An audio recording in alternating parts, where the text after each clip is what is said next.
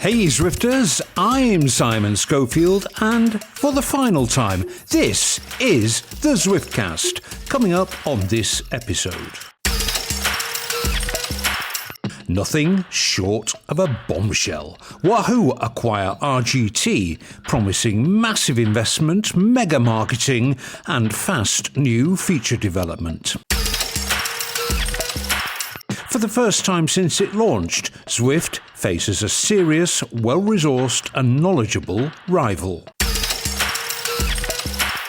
Is Zwift's age of dominance drawing to a close? We discuss the implications of a momentous deal. We've also got all the usual other Zwifty news, gossip and banter. Plus, lots of wallowing in nostalgia as we talk to a bevy of Zwift OGs on this final episode.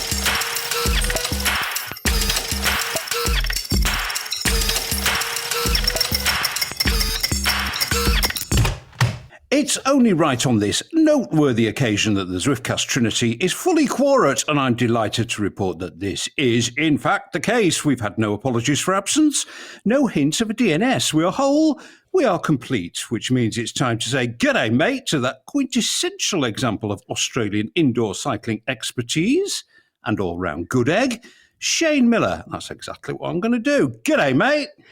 I've not been looking forward to this day. It's our last time. It's the last one. Start. Oh, okay. I'll get all sappy at the end. Okay. Yeah. Save the sappiness, man. Standard Zwiftcast. Hello, guys. Great to be here. I wish it wasn't under these circumstances. But, no, shut up. And all the way along some massive submarine cable deep beneath the Atlantic, the ones and zeros flashing at the speed of light. Permit me to say, yo, dude, to my favourite Wisconsin, Nathan Guerra. How's it hanging, fella?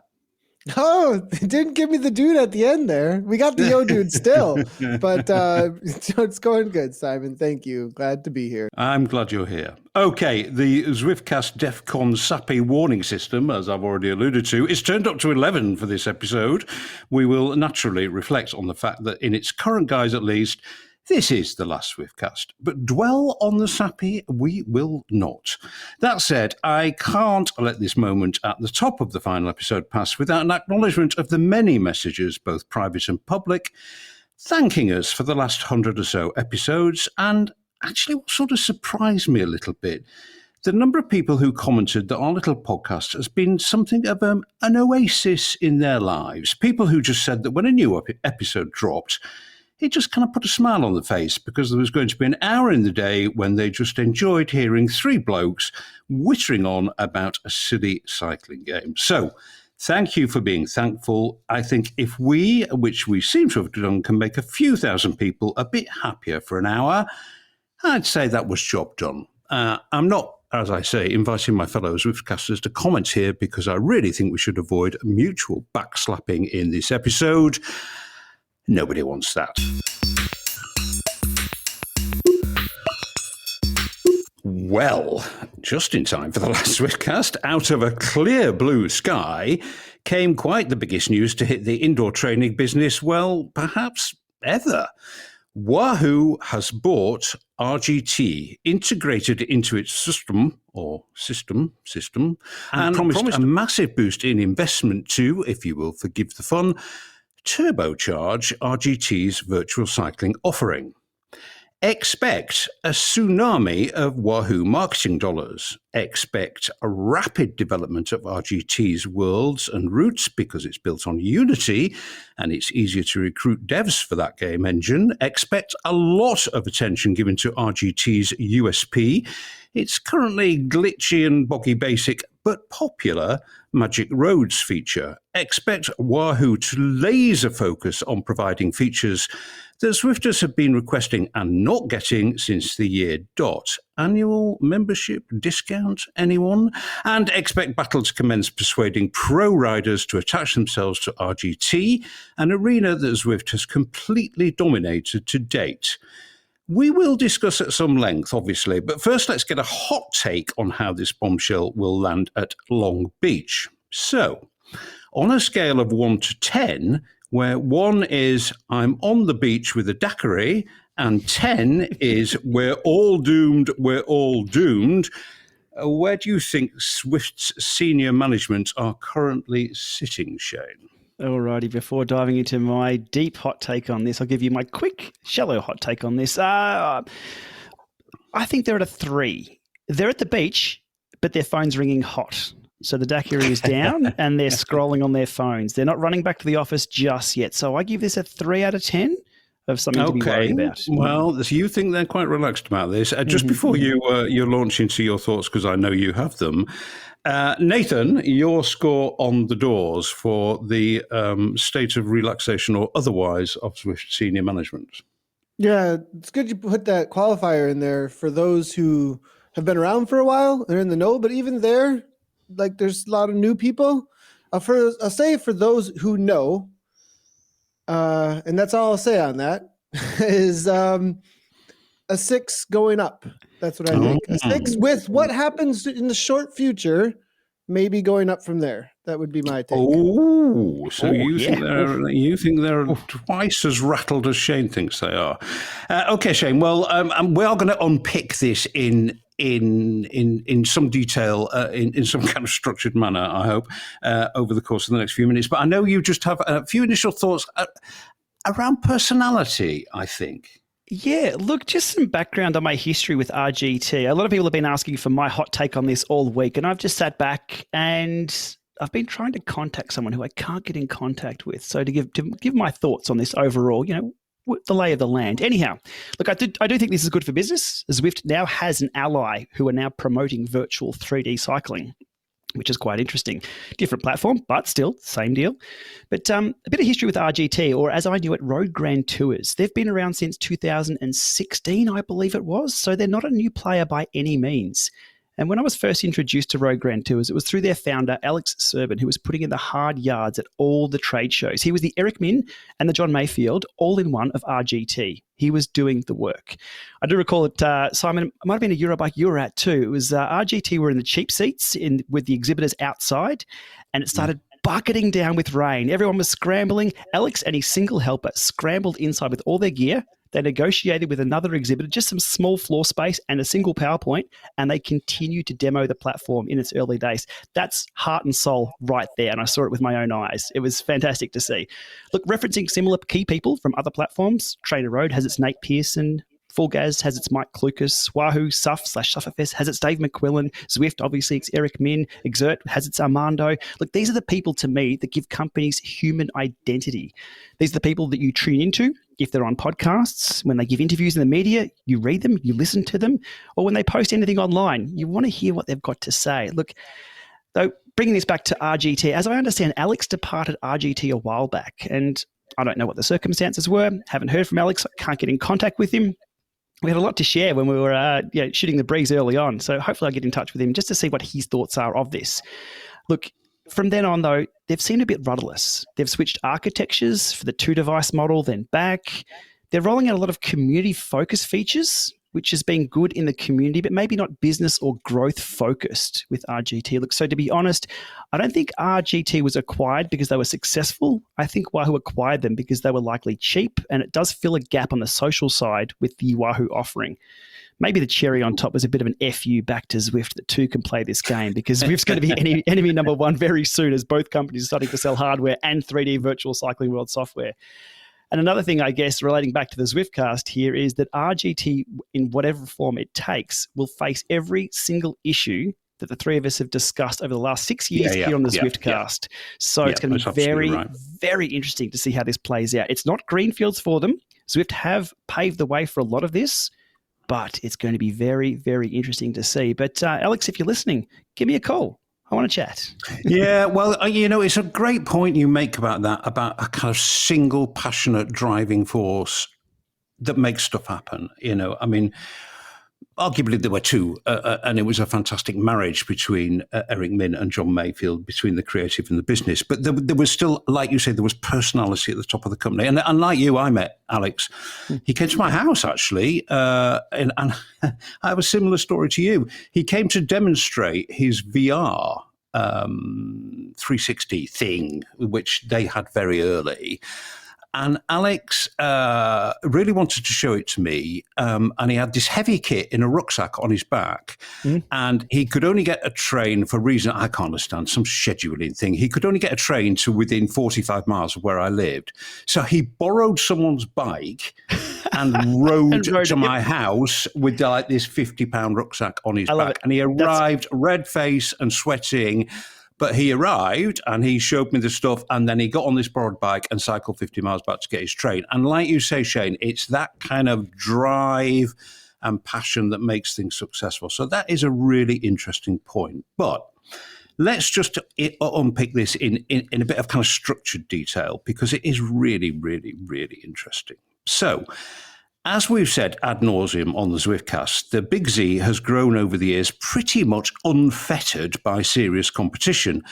The rivals have been there. They've either been risible, looking at you, CV Arcade, Vaporware, hello Veloton, not bad, but ultimately a failure, greetings Virtue Go, or just not a direct competitor, things like Ruvi and Full Gas, as Shane said. What's different here is that Wahoo is going head-to-head, toe-to-toe, tanks on lawn, beat them at their own game, and they've got money, they've got proven hardware, they've just bought software expertise, they have a lot of experience.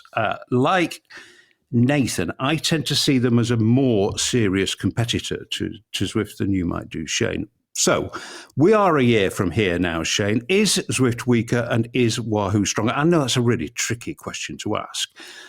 But bear in mind that in that year, we think, if they don't put it off, Zwift will be launching their own hardware, long awaited, and that is the first time they've been in this business. And it's not a brilliant time, not Zwift's fault, it's not a brilliant time to be launching, and for the very first time, an expensive trainer, because as Ray Maker pointed out, pretty much anyone who wanted an expensive trainer in the pandemic probably got one. So a year from now, Zwift weaker and Wahoo stronger, or vice versa?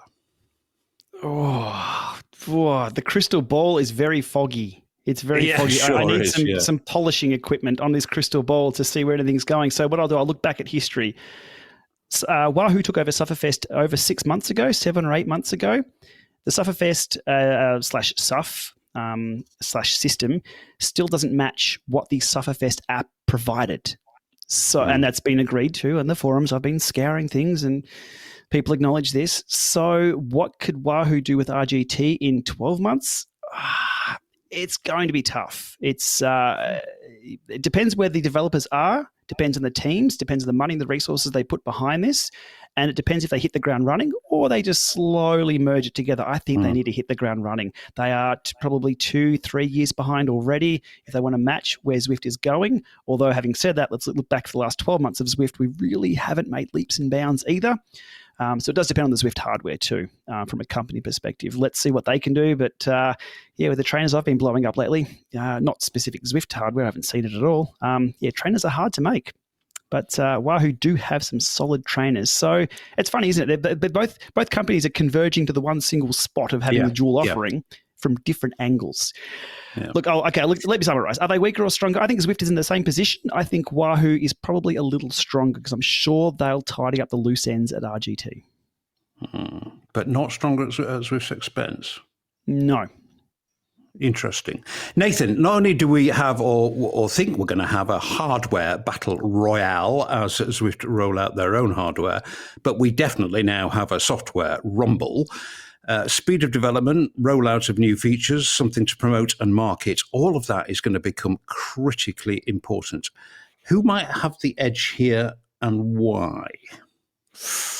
Yeah, so if you head on over to Zwift Insider and you read, he's got a list right there on Zwift Insider Eric wrote up that was really interesting. And what stuck out to me was the two things, this trainer that you just talked about, which is pretty much the go-to trainer, and then Unity being what it is written on, which is the second most used software engine when it comes to building games in the world.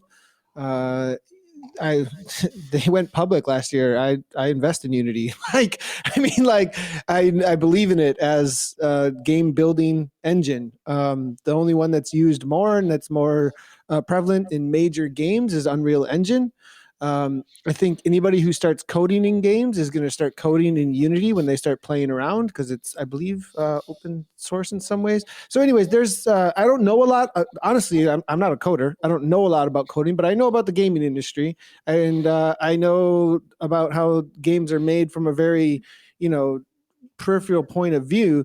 And when I talk to friends who are devs and I talk to friends who are into coding, this is kind of where they start. And I have a feeling that there's a lot of people that you can hire very, very quickly that know how to build on Unity. And that's a supply side issue, right?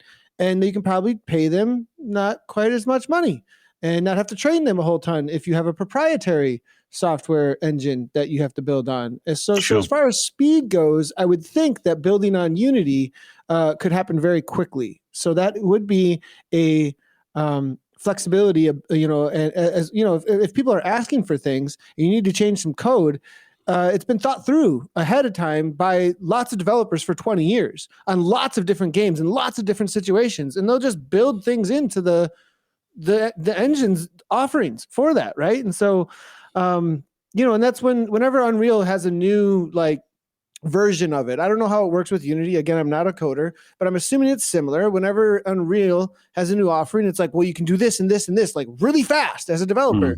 And there's all this excitement about it when they release this new thing for the greatest graphics you can possibly have paired with the nicest hardware that's out there. So, on that front, that's kind of why I put the scale up a little bit higher here going. Well, as we know, as has been acknowledged by Zwift, and as we see pretty much every update, we know this has been a bottleneck for them. We know recruitment has been a bottleneck for them. And I think they'd be the first to admit that, there's a degree of nervousness when they hit the big red button to say update, because it nearly always breaks something. So I'm beginning to understand why your score is a bit higher than Shane's there, Nathan, and I do think that is a very, very valid point. One, obviously, it's been made elsewhere. Okay, let's move on to something else.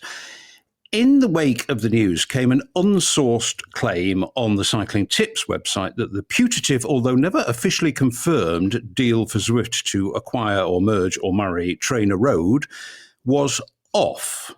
Which is interesting, because one of my first thoughts on hearing the news, the Wahoo news, was that alleged deal suddenly assumed greater importance and urgency in that it would give Zwift a more complete offering to compete against Wahoo's now very comprehensive set of apps and functionality. Remember, as Shane said, they also absorbed Sufferfest a little while ago, and their system, annoyingly, no vowels thing, has all kinds of stuff you can do with training and yoga and God knows what. But the point is, it's a very comprehensive offering. So, thoughts here, Shane. Does Zwift now need the TrainerRoad deal more than ever? Has the price just gone up?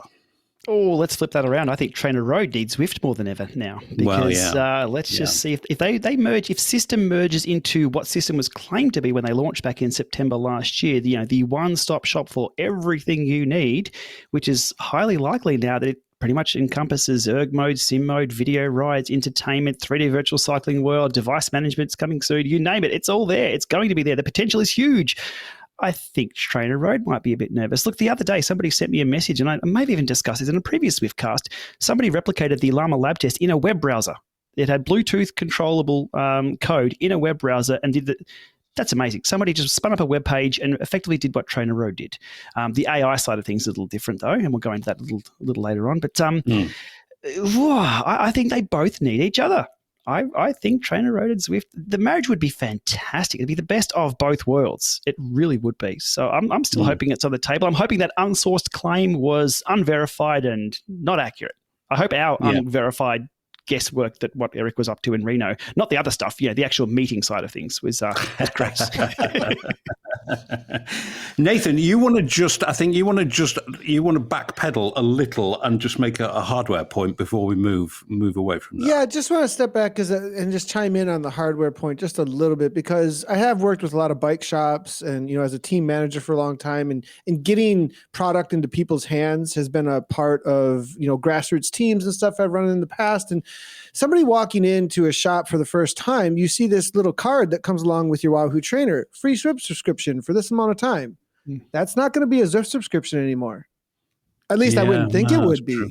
And the onboarding at the local level, I just watched my shop here locally go all Wahoo, full gas, all Wahoo. Like it was like, forget this, forget that. And the reason why is because Wahoo was able to produce right now for some reason. I don't know what's going on with the manufacturing, but they were able to deliver where everybody else had shortages. So I'm watching floors like pack with Wahoo right now, and you really think they're going to keep on doing the Zwifter script? They're going to get RGT. No, for sure. They jump on our program, and if we're talking about going general public right now, that's the aim instead of the site. Well, who are they going to get introduced to if Wahoo's on every bike shop floor? So you're that's right. The experience one stations will be running RGT. I walk into every bike shop here in Australia. Exactly. The experience stations are all Zwift, and people know it. Zwift. It's the Kleenex. It's the Xerox. It's the brand's name. The first switch that'll happen is bang. That'll be RGT, which I have no problems with. It's it's something they are in full control of. But it's something that Zwift need to take into consideration. No, it's a fight. This is a fight. I mean, it's pretty much an open secret in the industry that, shall we say, that Chip Hawkins, the big man at Wahoo, and Eric Min probably don't send each other Christmas cards. Well, they might do, but they're probably passive-aggressive Christmas cards. I don't think they get on, shall we say. And this is a battle. Let's not pretend it's anything other than that. It is a real battle. And as you say, Nathan, that bottom up, I think we can call it, shop floor marketing, that little works with Zwift sticker, that are for sure they are going to disappear from Wahoo trainers. Okay. Well, I'm going to come back to you, Nathan, in a minute, but I just want to explore another point, actually. Now, for this last Zwiftcast, I went back to a load of the OGs, and we were just going to kind of wallow in just nostalgia a bit and talk about the old days and all that kind of stuff. But I did ask each one of them, if they were still Zwifting and what they would like to see Zwift do, given their many years of experience and continued loyalty to the platform. And what they said has now obviously become kind of a lot more timely and relevant in the wake of this news. So let's play the first interview in. And this is Coach Lipscomb, Dave Lipscomb. He runs Lots Group Rise. He'll be very familiar to a lot of Zwifters. Here's David. Well, there is a delicious circularity to this. My next guest was one of my very first guests. I think it was episode 1, David Lipscomb, Coach Lipscomb, was it not? That is correct. And here you are on the last one too. Welcome, I should say. Let's start with the basic stuff. Are you still Zwifting on a regular basis? Without question. Every day, all day. Well, I mean, I knew the answer to that question because I've actually joined some of your group rides. Has it become incorporated into your life now? Is it just a part of who you are now? It's part of my business. CIS Training Systems is actually the first performance coaching platform on Zwift since day one.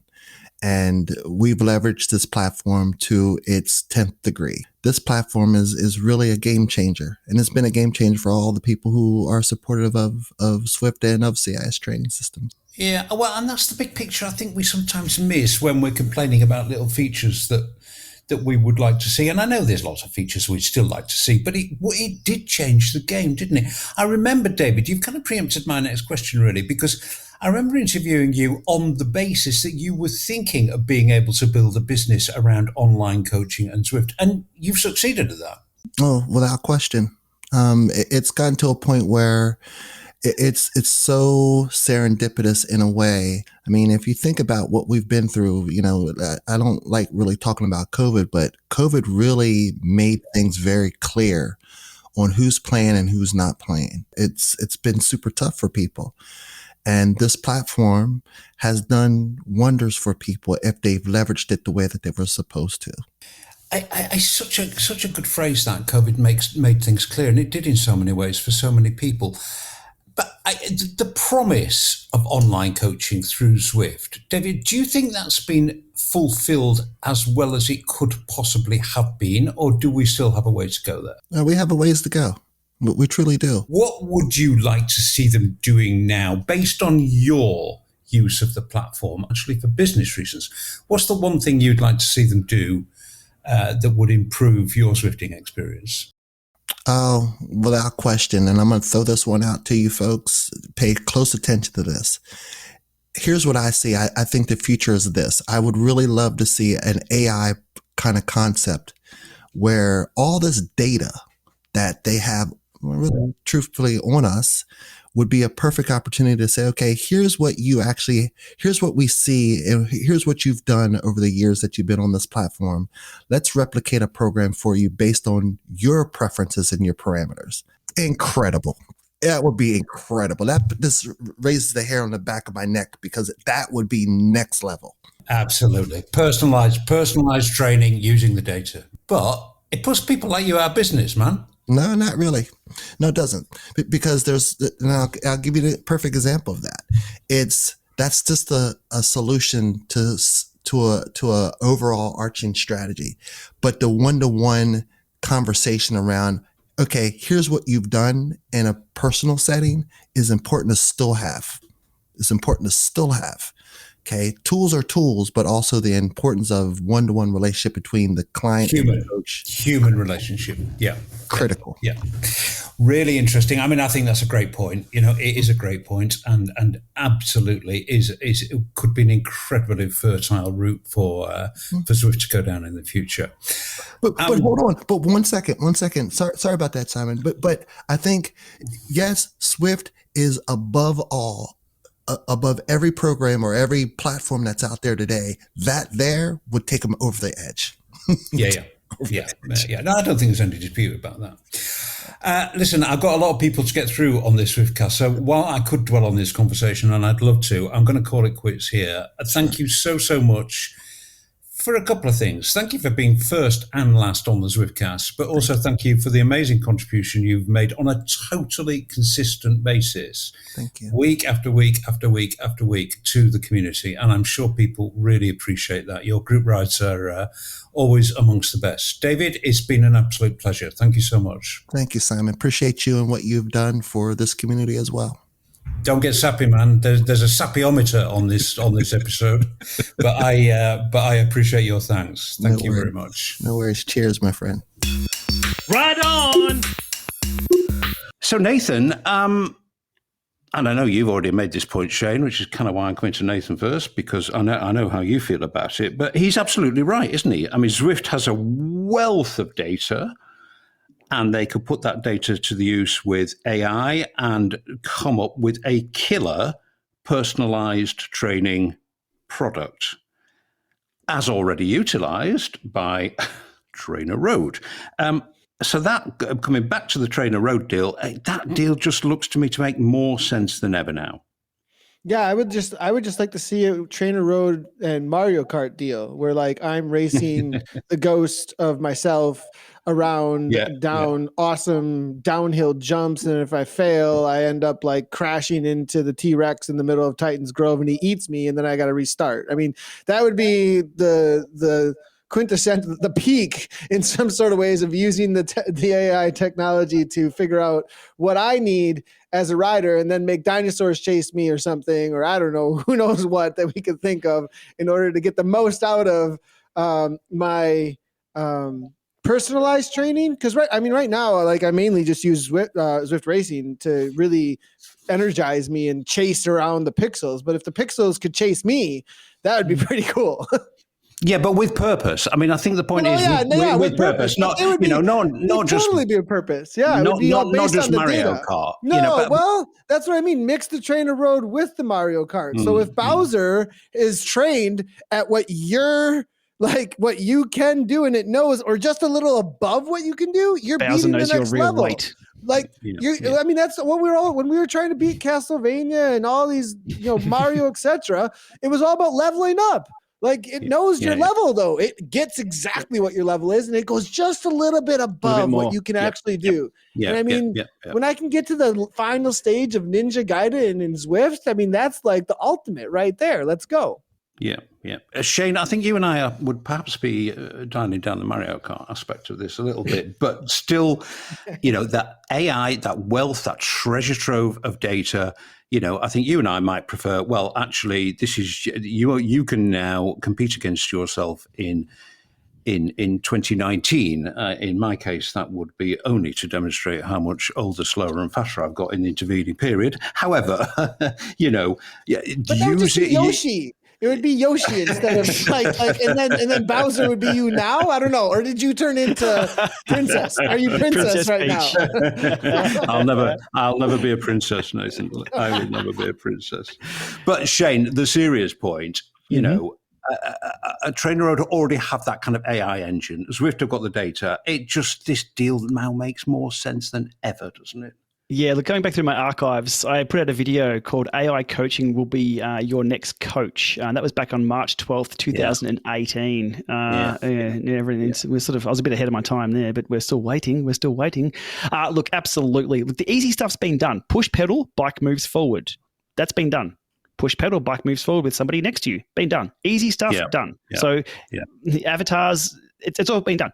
Do the hard stuff. It's now time to do the hard stuff. That's the groundbreaking stuff. Being, as Nathan said, being chased by something that's just a little bit better than you, or maybe randomly it's a little bit worse. So you feel good that you're beating this other you or something like that. Like this data pool that these companies have is massive. And we see, look, to just go right down the rabbit hole, we see Hammerhead with their head units using heat maps from Sunto devices. So I'm riding along and having a better experience outdoors with big data, with the heat maps where people have ridden. I can see that in real time on my head unit. Super cool. They need to start doing these cool things. And again, fail quickly, fail often. You'll hit the hammer on the head. No, that's not quite right. Something to do with nails as well. There's an analogy. But look, something as simple as Pace Partners revolutionized Zwift. Now, Pace Partners, these are just simply sim bots that we were doing way back in the day that we thought we better not do because it breaks the terms and conditions and services and things. But something as simple as that. So there's so much to be tapped into here. And again, leading over to the Wahoo side of things, they have some decent sports scientists behind them too. So this is an area that Zwift need to be a little nervous on. Workout mode hasn't changed for 5 years now. It's been a while. Yep. There's content coming along, but the experience hasn't changed. Yeah. I mean, all of this, we will make this point lower down the episode repeatedly, I think. But all of this, it's good for the consumer. Competition is good for the consumer. Zwift probably is going to get a kick up the ass. I mean, I'd be surprised if it didn't. Now, how Zwift reacts to that, of course, is a different matter. But that, boot and ass are getting in ever closer proximity, I would think. Okay, let's move on to another aspect. And I kind of apologize for going on about this, but I do think this is a big deal. I do think it's incredibly significant. And I do think over the next year or two, it's going to have a massive impact in indoor cycling. So, Nathan, one of the ramparts that Zwift will defend furiously is community. For sure, they have a massive head start on Wahoo here. The Zwift community is huge for a start, and it's bolstered by so many other things, the whole ecosystem around Zwift. I was eating my dinner last night, and I was bored with reading the terrible news that we're surrounded by at the moment. So I just popped onto Zwift Live, and I watched that incredibly original format that you were commentating on last night, which I won't go to in here, but it was a really interesting format. 5 or 6 minutes of pretty entertaining virtual racing, actually. A few people I knew in the community chipped in with a couple of comments. That has taken time to build. That has really taken time to build and refine and process and present. And Wahoo do not have that at the moment. Now, they can spin up a community.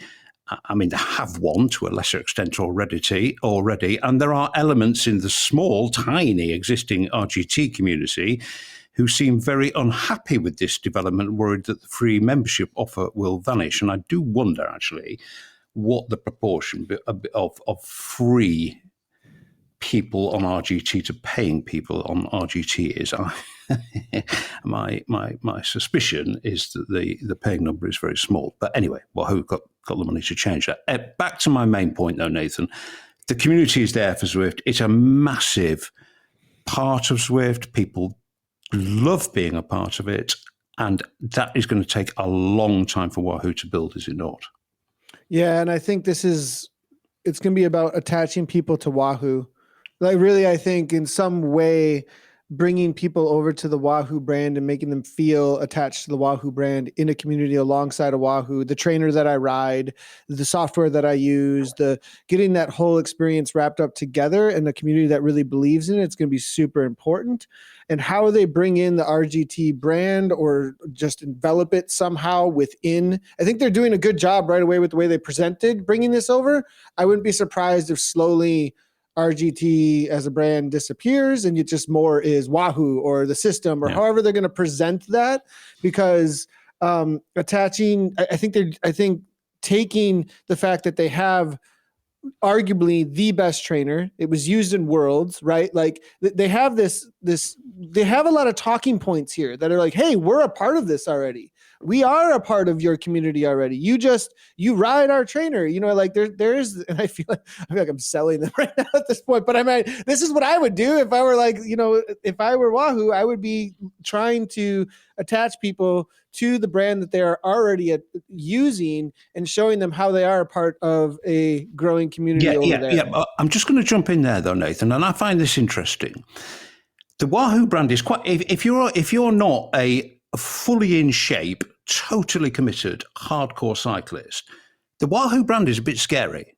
If you look at their imagery, it's full of very shiny, very toned, very committed, often grimacing, very, very fit people. And if you look, Zwift has been careful actually to be a bit more inclusive in their branding recently. And the Wahoo brand, I would argue, is a little bit hardcore if you are now trying to pick up new users who are not the hardcore cyclists. And as we've said a million times on the Zwiftcast, that is where the growth in the market is now coming from. If you're a hardcore cyclist interested in virtual cycling, you're already there. So growth is going to come from people who are not the people who are featured in Wahoo adverts and marketing. Don't you agree, Shane?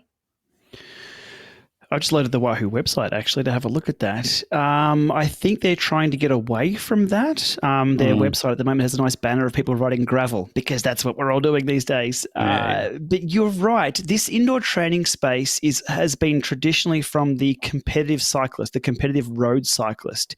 And we're seeing a massive decline in specifically that discipline, competitive road cycling.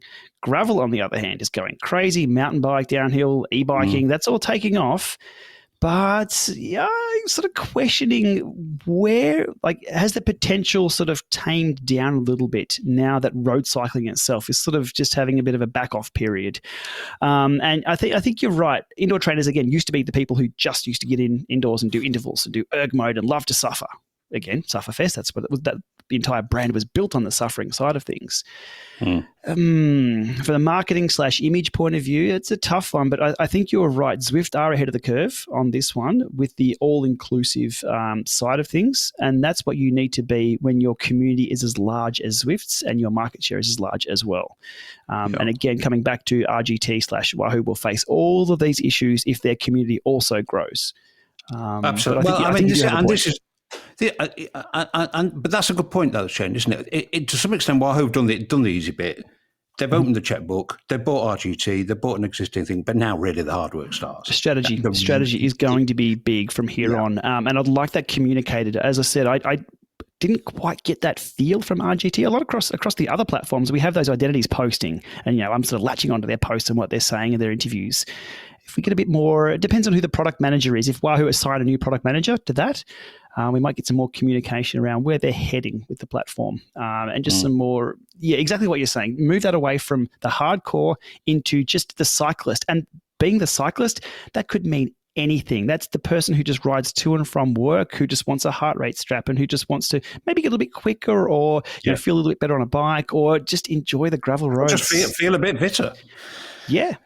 More active, more often. Lose a few kilos. Exactly. That's what it's all about. Have you heard that before? Okay, well, we could go on about this for forever, but we'll try and wrap it up. So finally on this, and I hinted at this earlier, competition historically has benefited consumers. So let's try and predict the Zwift response to this declaration of open warfare by Wahoo.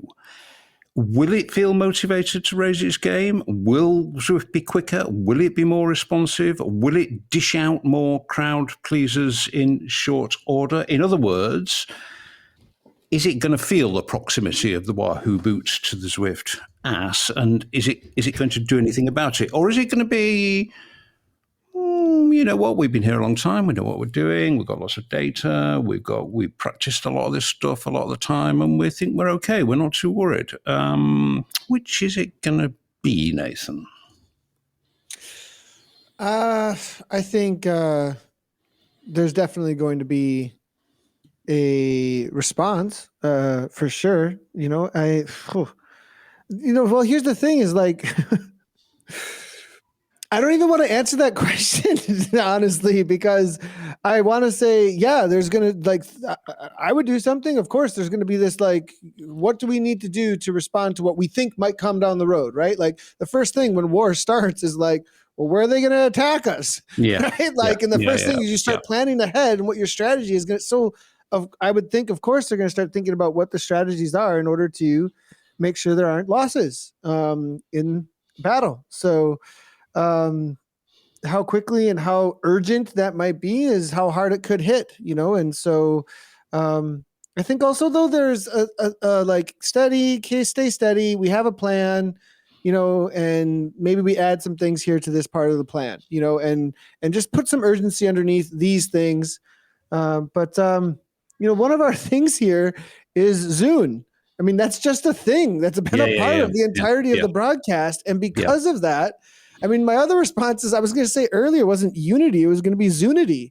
That was going to be. But it's a good point. I mean, we make a joke of it, but Zune is a thing. Shane, are they going to react?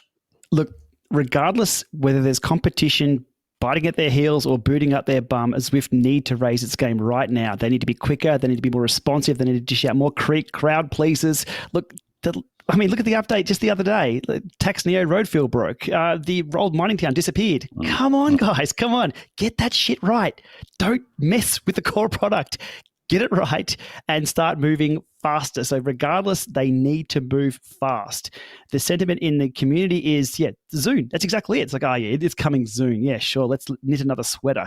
That shouldn't be the case in the communities. We should still be energized about new roads, new worlds, new experiences, new AI stuff. I just want to. I know. But we've been banging on about this for 100 and odd episodes, Shane. The question I'm asking now is.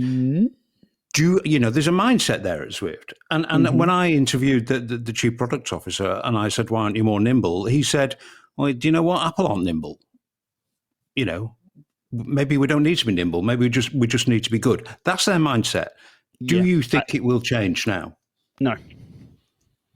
It'll remain the same. They'll just keep doing what they're doing. I hope they don't, though. I hope. But come back in the next episode. Oh, hang on.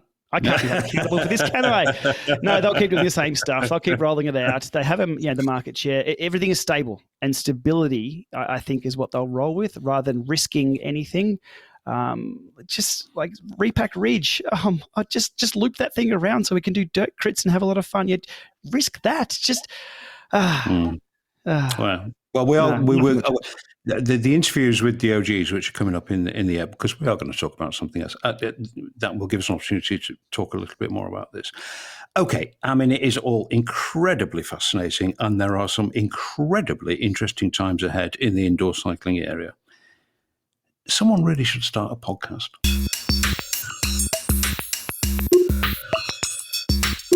Well, we will talk shortly about what we know about something new, what's been called Gravel Mountain. But before we do that, let's dip into what will be a series of reflections as we mark the final Zwiftcast. 7 years ago, almost unbelievable, that's 7 years, I published the very first video review anywhere in the world of Zwift. I'd met Eric Min a few months previously, and at the time I was doing a bit of freelance work for Cycling Weekly. Zwift was tiny at the time, no more than 7 or 8 people on the staff, and I'd been pushing hard to get a review up of the beta version of the game. The people at Zwift were quite nervous, and it was quite the job to get them to agree.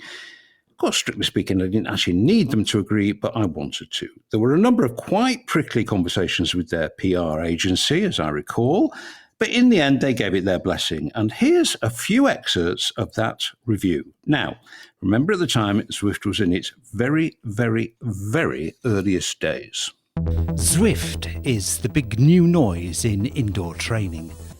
Zwift is an animated world at the moment, a lap round an island. When it launches, sometime after January 2015, you'll pay $10 a month.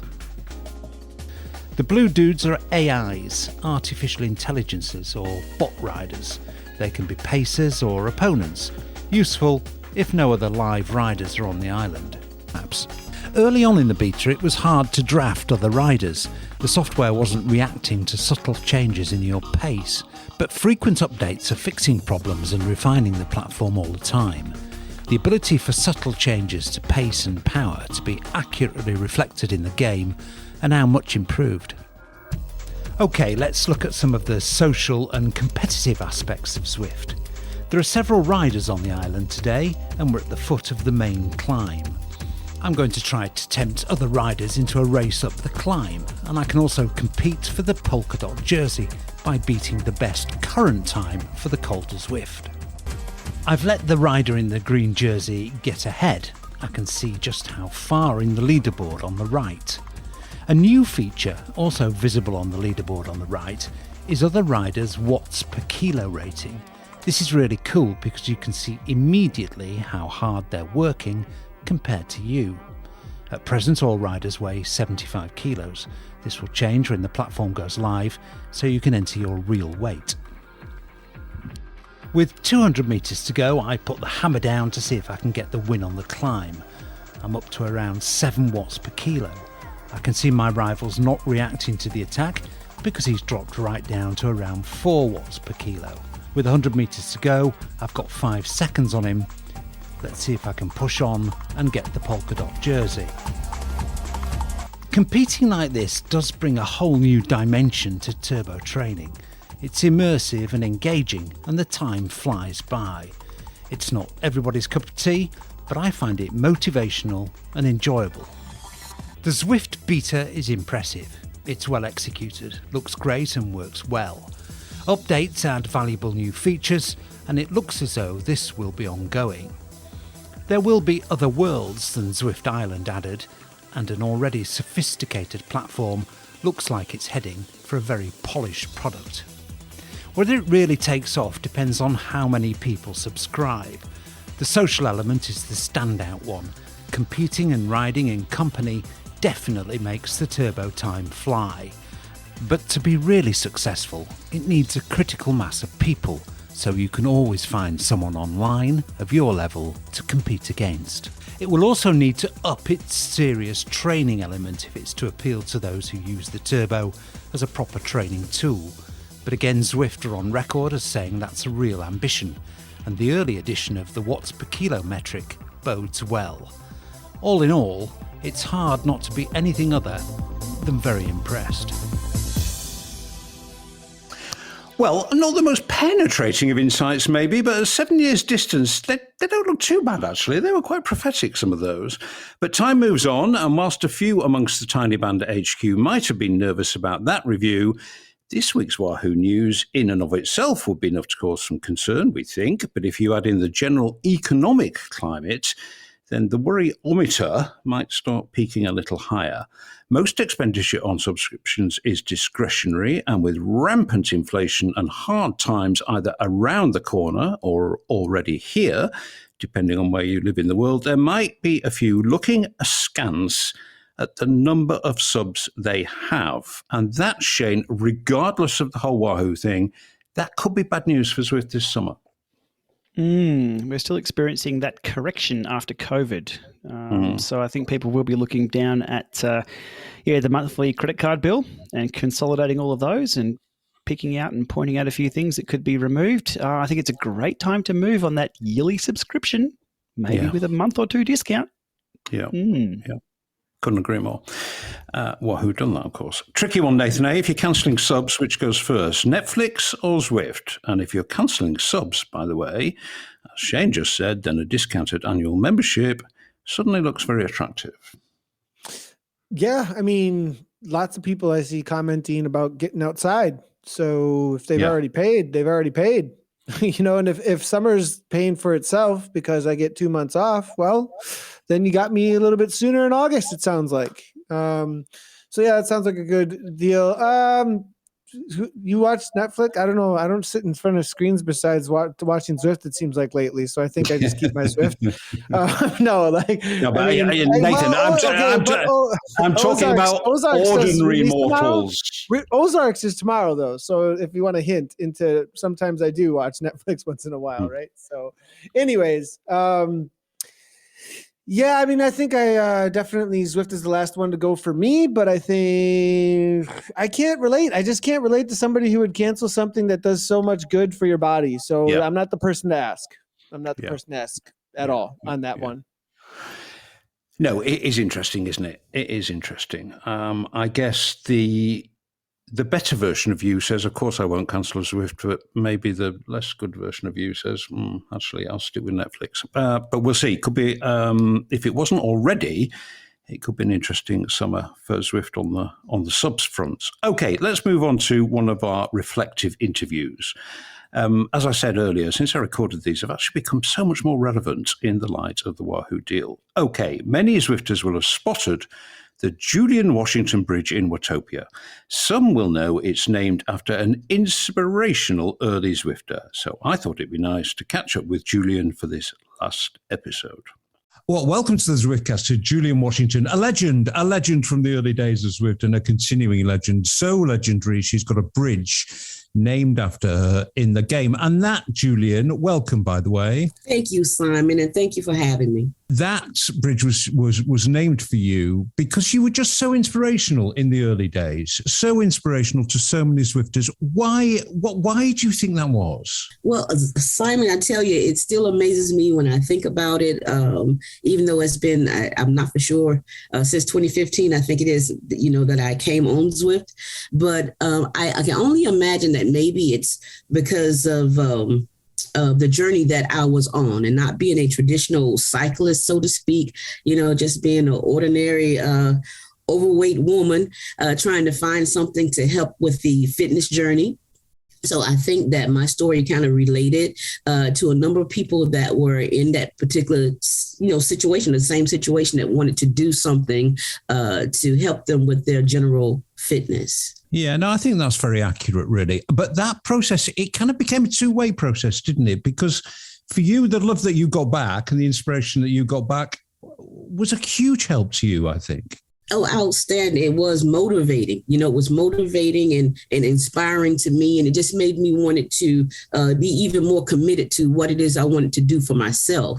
And, sometimes having someone to have you accountable kind of pushes you a little bit more.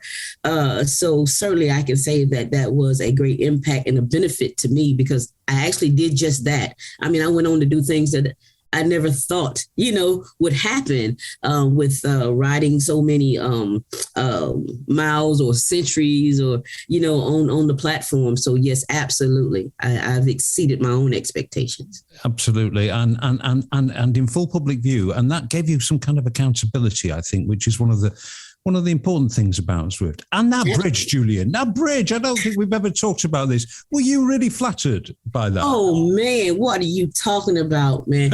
I have so many screenshots with that. Sometimes I just stop by, to take a picture with it. And sometimes I ask, is it still there? So, yes, absolutely. Wow. It's unbelievable right now just to think about it. And you're still Zwifting now? I have not in a couple of days. I signed in yesterday.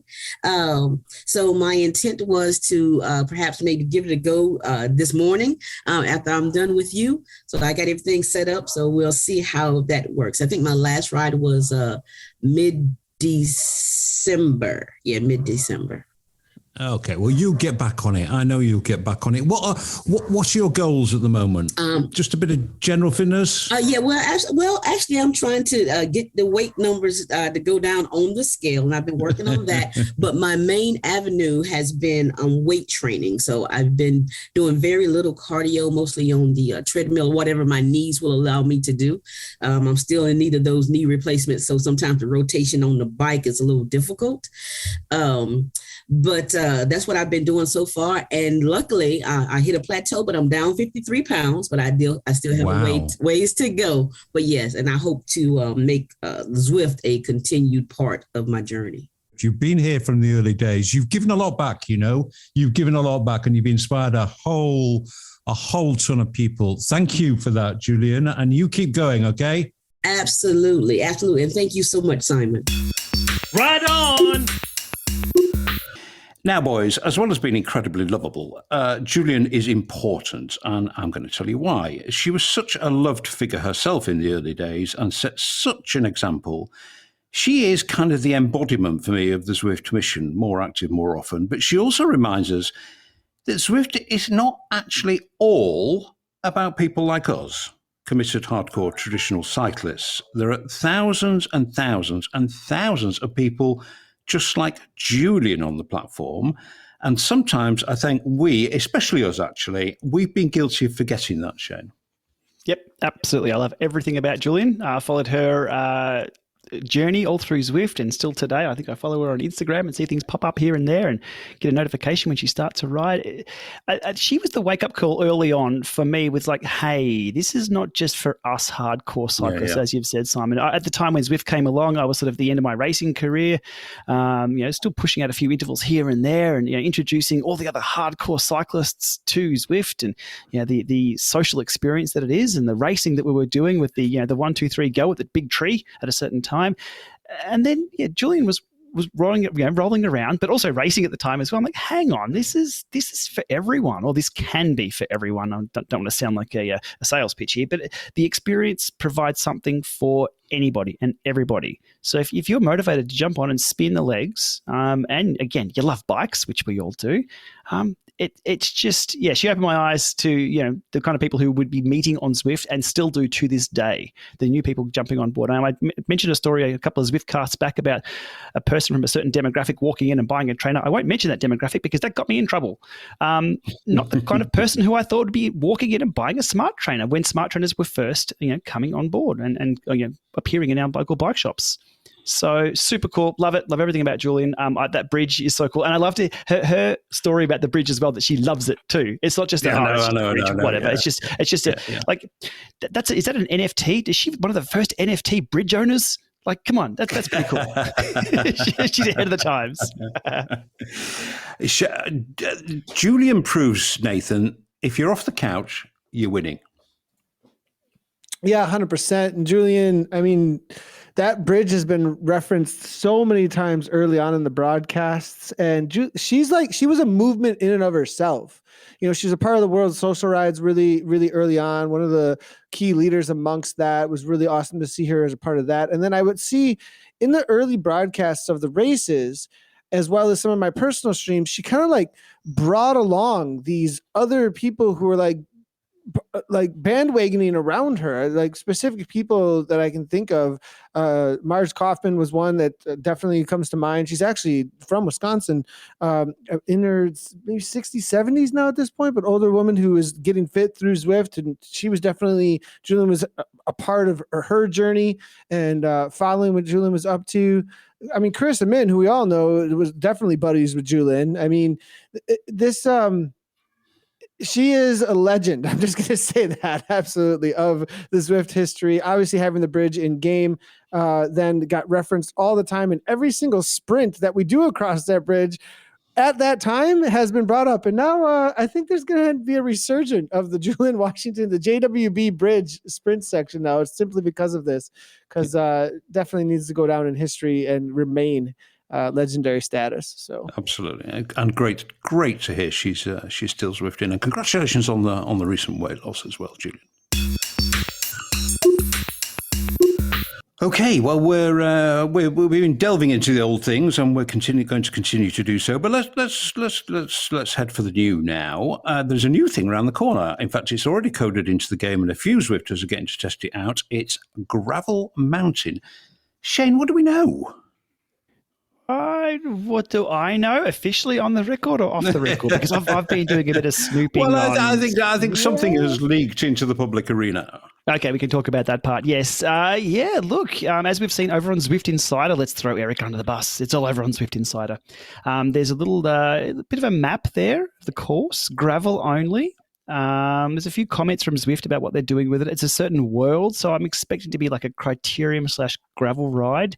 From what I've seen, though, it looks like a 6-lane highway. Now, if you've ever ridden gravel, you don't gravel on 6-lane highways. You gravel on, single trail for cars, I will call them. So 2 car wheel tracks, and that's about it. One width for enough, for one single car. This is very, very wide.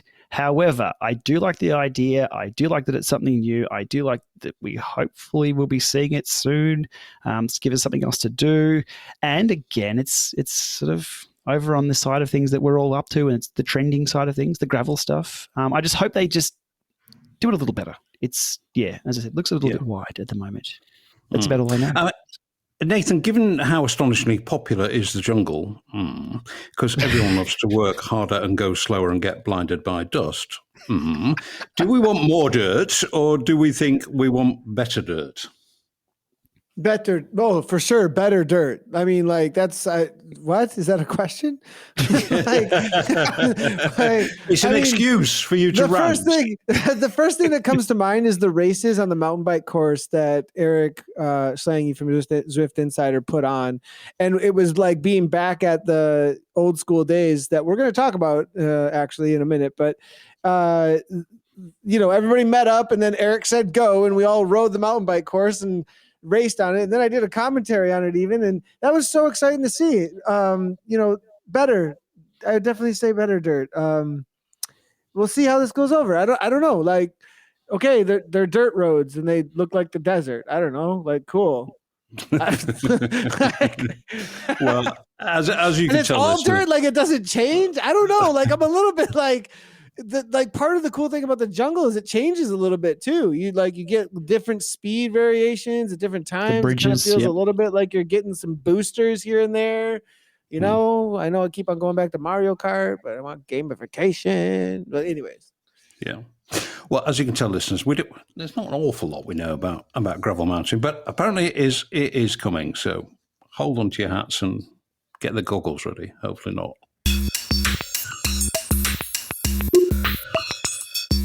Okay, back to our reflective interviews. Now, Zwift is so intuitive, it doesn't need a manual. Yeah, right. Actually, an entire industry independent of Zwift has sprung up, telling people how it works and how to get the best out of it. And an absolute pioneer in this was James Gill. And he appeared on the very first Zwiftcast to tell us all about his online manual. Many years have passed. How's James now? Let's find out. Well, welcome to the Zwiftcast to yet another Zwift legend, James Gill, one time known as Titanium Geek, but probably most famous for being the font of all wisdom, the oracle in the very early days, because you wrote the book on Zwift, James. Remind us. Welcome, by the way. Hi, Simon. Well, yes, I mean, it was right back at the beginning when we were all in the beta test team, and we didn't know what we were doing. Zwift wasn't telling us what we were doing, and I just ended up sat in my little cottage typing away on a couch. Hey, what does this thing mean? And, it just sort of grew from there. And how does this thing work? And I mean, it explained it in exhaustive detail, and it was incredibly popular. At the time, I was recovering from a fractured elbow. I literally had 12 weeks where I couldn't go to work. And as people who know me, the most dangerous thing is a James that doesn't have anything to do. So when he's told he can't do anything, he automatically fills that hole. As you pointed out a few moments ago, Zwift didn't tell us what to do. And even in the early days, It was quite complicated with what the jerseys meant and levels and you. It was just every cough and spit you put into it. And I think it was the detail and the accuracy of it that made it so popular. Well, it literally was a community thing. People would send me messages throughout the day and the night saying, hey, I've seen this new thing. We think it means this. Can you add that into it? So everybody was helping put it together and, everything moved forwards. When did you stop updating it? Honestly, as I sort of ran out of time, I was training as a GP when we started it. I sort of graduated, became a proper GP. And then just steadily my time disappeared. And that's the reason why you stopped. Life got in the way. Pretty much, yes. And it's still online, I think. Yes, it's still sat there at the moment. And do you watch the traffic? I mean, do people still go to it? Yeah, I think it ticks along. I think there's still about 12,000 hits a month or so. It's not not inconsiderable. No. And apart from qualifying as a fully qualified doctor, services which I imagine have been in demand over the past couple of years or so. Been a bit busy. There's been a bit of a cough going round. I think there has been a bug going around, James. Yeah, I think there has. But what else? I mean, I assume you continue to Zwift, or do you? I do. I've again tried with the pandemic. I've sort of tried to make sure that I've set aside time for exercise and things, particularly over the winter. And it's so much better than getting outside. I feel safer. Do you look back fondly on those incredibly early days? Absolutely. And as daft as it is, I am astonished at the amount of time that we put into it, but also I'm astonished at the mistakes that I made. When you very early on, when you have a telephone call with some large people in Zwift and you're talking about investing, saying, oh, I really wish that I could, but I've not got £10,000 because I'm still training and things like that. Yeah. And you look back now and you think, gosh, if only I'd sold like the cat. Yeah, absolutely right. Yeah, missed opportunities, a bit like buying one Bitcoin 15 years ago or something. But anyway, I'm asking everybody this, and I'm so sorry to spring it on you, but it's been sprung on everybody. As you're still a Zwifter, one thing you would do to improve your experience on Zwift, it's a magic wand, wave it, it happens. What is it? I want to be able to move around the HUD. I want to be able to get rid of some bits and add other bits in on things like that. I want my 3-second power or my balance on the screen. I want to be able to see all the competitors on the sprint segment because I'm going to approach it later. Yeah, very good call. Customizable HUD or UI, whichever one you want to call it. But yes, please tell us what information we can see and let us choose it. I think that will be very, very popular. Thank you so much for the early days and that manual. It was so invaluable to so many people. And I think you were on episode 1 of the Zwiftcast, and you're now on episode final of the Zwiftcast. So fitting, so fitting. Thanks very much, James, and thanks for this. Thank you, Simon. The Zwiftcast has been brilliant over the years. It's been fantastic how you've, I've seen you at Eurobike when you've been recording it. You've always had your finger on the pulse for it. So thank you for the time and hours you've done. I accept your thanks gratefully, but I'm trying to discourage this kind of thing on this last episode. Otherwise, I'll start weeping or something. Thanks very much, James. Right on! Well, back to what I was saying earlier, and at the risk of banging on the Wahoo deal drum so loudly that it bores people, but at the risk of doing so, these were set out to be kind of nostalgia fest features. But what James then raises is a really relative point for now, and he wants a customizable HUD. So do zwillions of Zwifters and have done for ages. But Zwift haven't given us this. So, Shane, should they?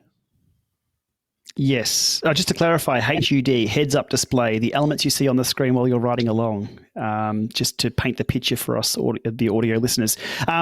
Yes, absolutely. When I go for a ride on Zwift, sometimes I'm doing a workout, sometimes I just want to ride. The H key to hide the HUD is too much. I'd like to hide little parts. I'd like things a little bigger, a little smaller, a customizable HUD, which some other platform has. I can't recall the name of it, but it has a customizable HUD that you can turn elements on or off. I won't reference the other platform. Are they going to be panicked into doing stuff like this, Nathan?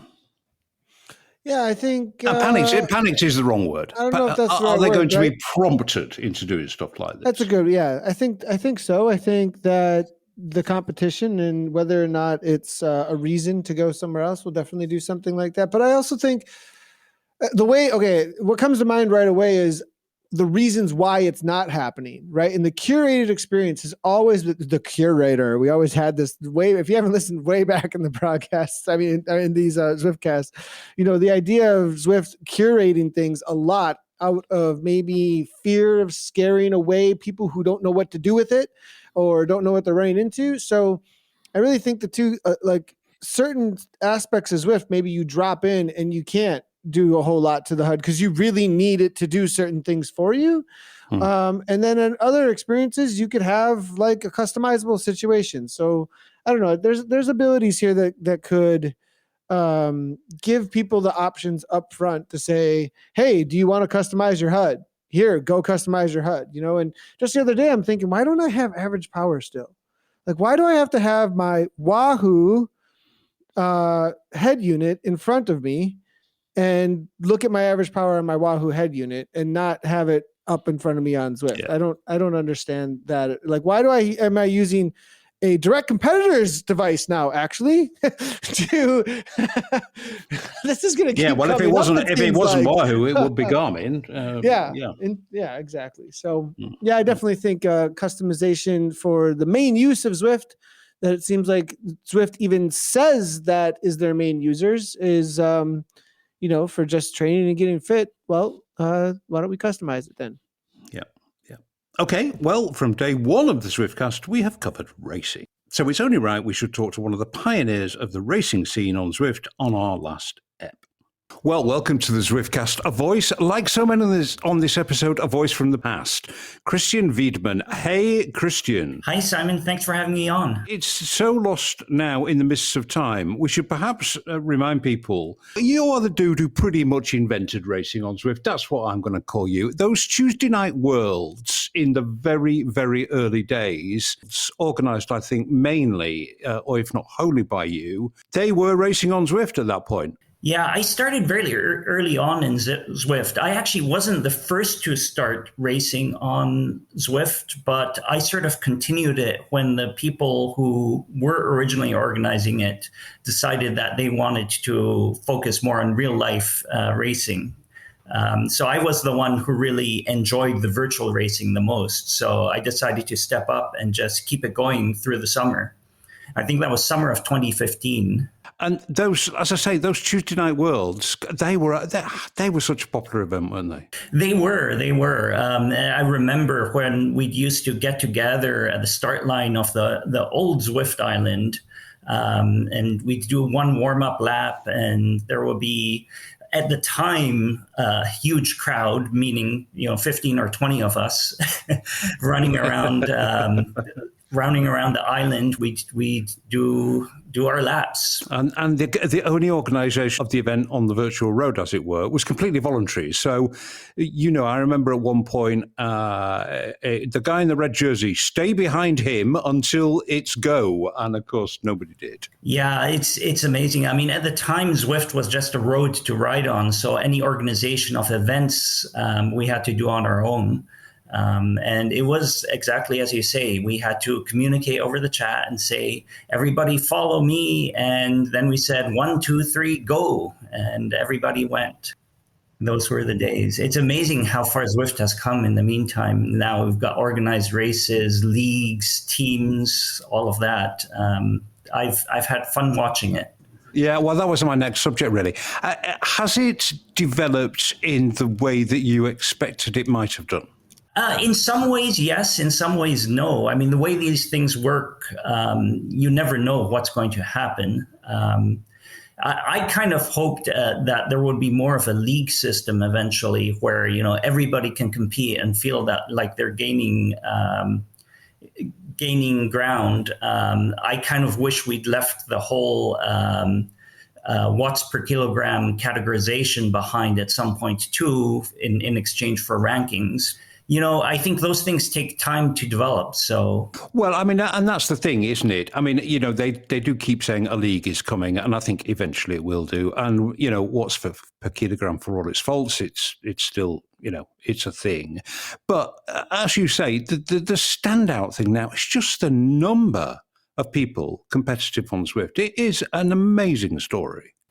Absolutely. And it's great to see that Zwift has finally accepted racing as one of the core things that they support.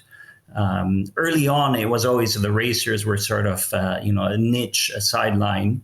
And for a long time, the messaging seemed to be that the racing was only a small part of Zwift. Now it seems to be like something that everybody recognizes as a really popular part, and it's here to stay. Christian, on a personal note, are you still Zwifting? Absolutely. I still Zwift. I was pretty happy to take a step back from organizing, to be honest. At some point, it became quite a chore to try to keep up with things. But now I'm just a member of Zwift, like, probably hundreds of thousands of others. So final question. One thing Zwift could do to improve your whole experience, I'm not talking specifically about racing, but you can wave a magic wand and one thing magically happens. What is it? I guess for me, the rides that I do most frequently right now are one of their innovations, the pace partner rides. So I really would like to see them focus on the pace partners and give us a little more variety, give us more options on where to ride. Because, I think these organic rides where you can just jump in anytime and leave anytime are very attractive for me, especially. I completely agree with you. They've been such a hit, and it really would be good to see them develop them with more variety much quicker than they have done. I totally agree with you. Well, on behalf of the community, there will be Zwifters now who I've never heard of you, and that's wrong, really. I hope this reminds people what an amazing pioneer you were of online racing. So on behalf of the community, Christian, thank you for everything that you did, and it's great to hear you're still a Zwifter. Thank you very much, Simon. Oh, those early days of racing were such a blast. I mean, that was when I was racing. I don't know, but I was then. But again, an OG brings us bang up to date. And we've already mentioned this because it's just such low-hanging fruit. Christian wants more variety in pace partners. Now, it has crept out in the forums that this is definitely coming in, quotes, in summer, apparently. I hate to sound like I'm banging the same drum again here, but I guess I am. If you've got something that's very popular, just do it some more. And do it in a fashion that could reasonably be not reasonably described as laggardly. Shane, we're going on about this. I know we're going on about this, but the Wahoo dealers concentrated minds. I really do think it has. And, now they're going to be snapping at the heels of Zwift. Pace partners, people loved them. They were like an instant hit, and they have hardly developed at all in months, dare I say years? I don't know, maybe 1 year, but they just have not developed. Yeah, they need to double down. Just today, I was with the Coco bunch. Again, it's a huge bunch. And there's like people who are on the same time every day, have a little chat to them and say g'day and keep rolling around. And I'll go off and do my erg session and then loop back and then rejoin for the cool down as well. Super cool. Pace partners are the success that I don't think anybody saw coming. However, going down one of the hills, they are doing a few tweaks. Coco says, I'm raising the power by 10%. And then 2 seconds later, I'm dropping the power by 10%. And then 2 seconds later, I'm raising my power by 10%. I actually reply back to Coco with a bit of a laugh. Everybody had a bit of a chuckle. I'm like, Coco, make up your mind. God damn, come on. So something was going on there. Look, there's a lot to be done there. But again, this needs to be done faster to keep people. I think our appetite for development and features is still still quite large from the early days. Like we were seeing things develop. I mean, I'm talking about back in the days where we got a U-turn for the first time, and that was amazing. We can U-turn most of the time now, all the time. They just need to keep developing, just faster. Yes, again, to bang on this about myself, yes, just yes. Yeah. Nathan, Shane hinted at this earlier on. RGT are going to hit, or Wahoo are going to hit exactly the same problems that Zwifters hit. They've got bots. I don't think they're pacer bots, are they? I don't think you can set them, or the game sets them. But they've got bots. And I suppose being a little bit charitable to Zwift, if this stuff was easy to do, it would have been done. You would have thought. So to suggest that Wahoo are going to come in and be the kind of savior of all those people who have wanted things to happen faster, is that just unrealistic? Yeah, I wanted to say something earlier about why I said a 6 maybe rising quickly, because I think that can deflate just as quickly as well. I think that the things that are going to be run into, we're going to find out pretty quickly how fast the responses can go. So we'll see, and to be honest, I haven't ridden RGT, and there is a reason for that. And it's not because I can't. So there's that too. Well, it's not very good. I'm not impressed. I'm not impressed at all. Everything I'm talking about right now is pie in the sky. It's it's not like that's true. Well, it's true. We're getting overexcited about how Wahoo might make Zwift do all the things we wanted them to do for ages, but that may be way too simplistic. It looks like there's a good setting, though. There's a setup here that I'm like, whoa, hey, it looks like there's some things in place for a good race to be run. Is it? We'll see. They get out on course and crash and burn in the start line and miss a pedal and boom, maybe they're out. I don't know. We'll see. I don't know about out with the kind of investment that it looks like is happening here, but maybe it's a longer slog than that's going on here. And that could give some space, I think, as well for Zwift to adjust as things happen. And this is not, a quick battle, I don't think. Yeah. Maybe we're just getting overexcited.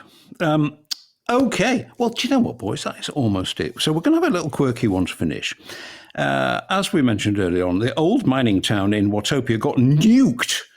And then a few days later, magically reborn. A WTF was going on there? I have no idea. Somebody pressed the wrong button. Shane, do you know what happened? No.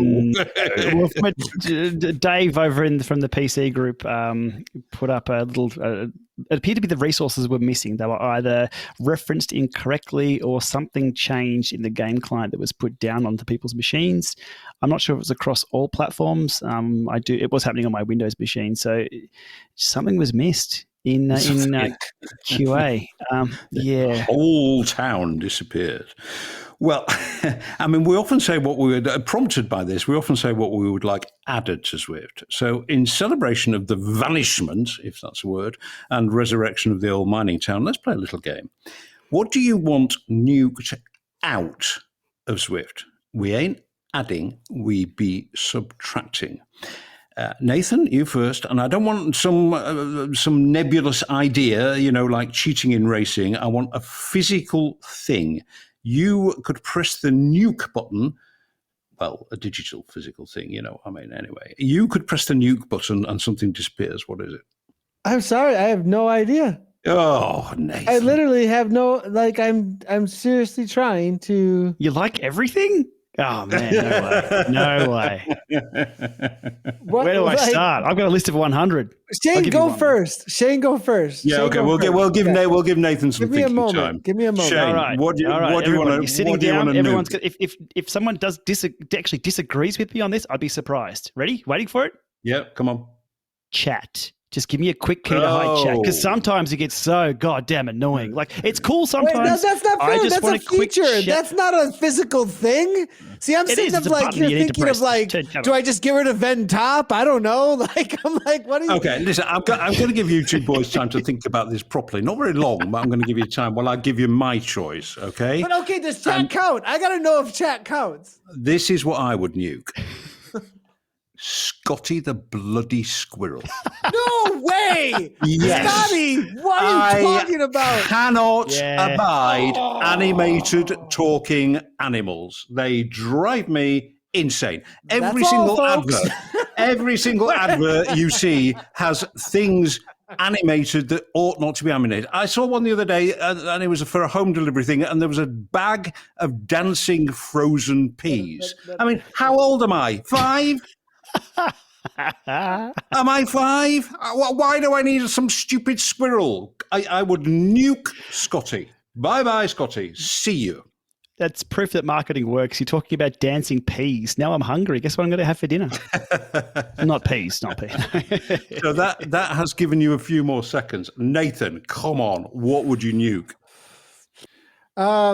The yelling at me that I need to close the gap. Seriously, dude. Stop telling me I need to close the gap. Well, that's a bit more sensible. Can see the gap. The gap has been there the whole time. Do some other thing to tell me what the draft is there or not there or whatever. Really? I really need this pop up every single time I get behind somebody? Yeah. Okay. Being nagged to close the gap. I'll accept that. Shane, final chance. Mine's not a removal, but more of a reorganization. And it's back to what James Gill was talking about, the HUD. It's too big. I've got a 4K screen with so much screen real estate, and I'm riding along, and I think over 50% of that screen real estate is taken up by all these tons of information everywhere. It's like, look, no, I want to ride my bike, but also do my workout. So I'd like to remove the size of the HUD. There we go. Okay. Scaling of the HUD. You would nuke the big HUD. Yes, there we go. All right. Well, I don't think you perform well there, boys. I have to tell you. As well as chat. Well on that Chat's annoying. I think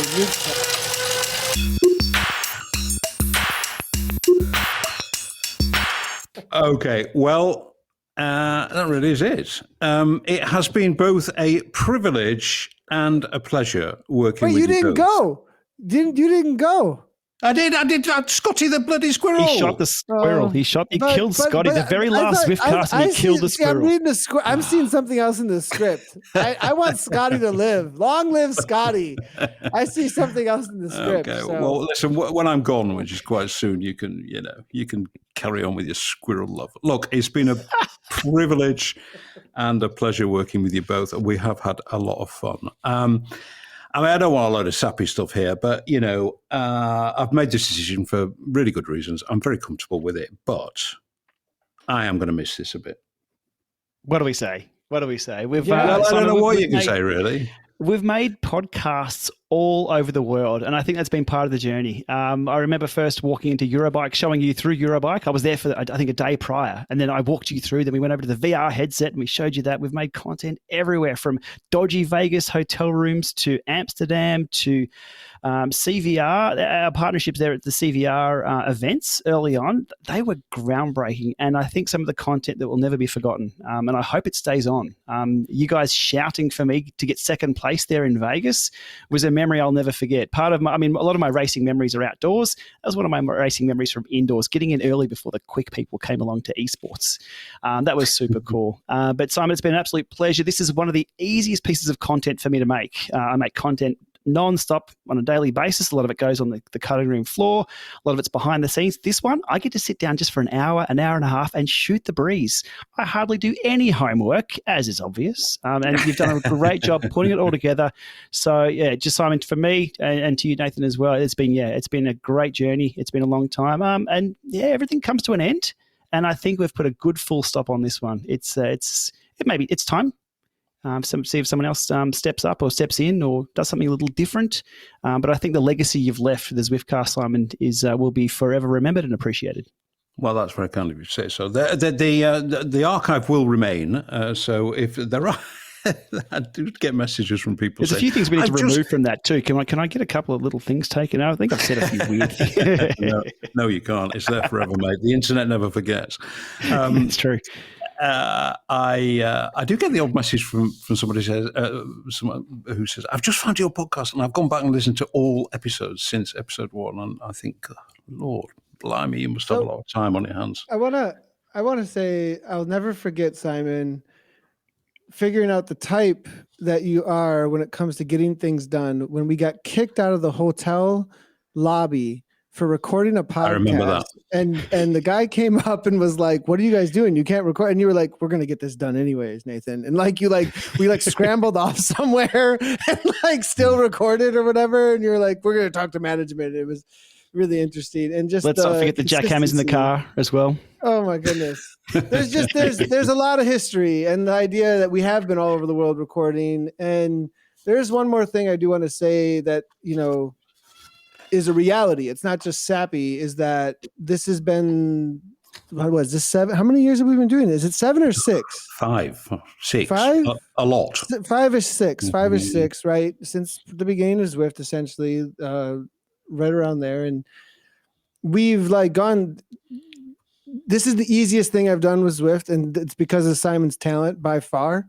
And like Shane said, I show up and we get, and the questions, the way things are prepped, everything has been always, I said to somebody, this is what I said. I said, it's going to be really hard to find someone. Let me see what it is going to be really hard to find someone with that amazing voice, with the shrewdness, as well as the sensibility and the kindness of Simon. He's getting in the response. And I say this to a couple different people when they're like, "Nathan, go, Nathan, go." They're encouraging me because they know I do ZCL stuff, or they're encouraging other people or whatever. I'm like, Simon's irreplaceable. And so I got to say that. I have to say that. And I also have to say, we've seen a lot of seasons of each other's life, and I have appreciated so much how we've grown together alongside this company and how you've made this happen, Simon. So thank you for that. The compliment fishing exercise, I can now pronounce a complete success. I'm very pleased with that. Hang on. Wait a minute. Have we mentioned the Tron bike? Yes. 1 hour, 7 minutes into the recording. I didn't think I was going to make it. I didn't think I was going to make it. I am retiring from the Zwiftcast to spend more time with my bicycles, including my virtual bicycles. So, rather irritatingly, I do finish the Zwiftcast on level 49.5. So I am going to rectify that. And of course, I'm still going to be around on Zwift. Of course, I will always be a Zwifter, and I will see people on Zwift. And I'm sure we three will carry on talking to each other. It should probably be said as well that, I don't own the Zwiftcast. I don't own the idea of a podcast about Zwift. I don't own the idea of three guys taking a kind of critical friend approach to Zwift. And, there is, as Shane said, there's a vacancy now. If somebody wants to step up, and they would need to persuade, if they want to get funded by Zwift, and we've always been funded by Zwift, and I've never made any secret of that, but if they want to get funded by Zwift, they're going to have to make the case to Zwift. They're going to have to retain, I should say, the current Zwiftcast talent. But, it's possible. My fees have gone up. COVID inflation. Who's this guy? Who's this gal? Who run this thing? Let's see how you captain this ship. No. It's possible. The bar is set very high. Simon, you've set the bar very, very high. If anybody tried to come in and do anything similar, so that's not a threat to anybody, but no, it's great. The compliment and that fishing. accent. Who could put on that accent? Simon, you've done so well putting that British accent for so long. It sounds so professional. 60 million people in the UK as candidates, Shane. So listen, it has. Let's put an end to this now. It has been a total blast. I literally have enjoyed every episode that I've taken part in, and I do think we've kind of charted. We've charted the growth of the company in hopefully an interesting and entertaining way. I will miss it. I'll miss the listeners. Thank you, everybody, for listening. And thank you very, very, very much for you two for being such terrific colleagues and contributors and friends. Thank you, and bye-bye. You're listening to the Zwiftcast. A final thanks really must go to Zwift. They've been steadfast in their support for the Zwiftcast, even when we've been a bit prickly, a bit shouty, a bit demanding. But they've listened to us, I think, and they have continued to support us. They've never interfered. And thanks, Zwift. Thanks for everything.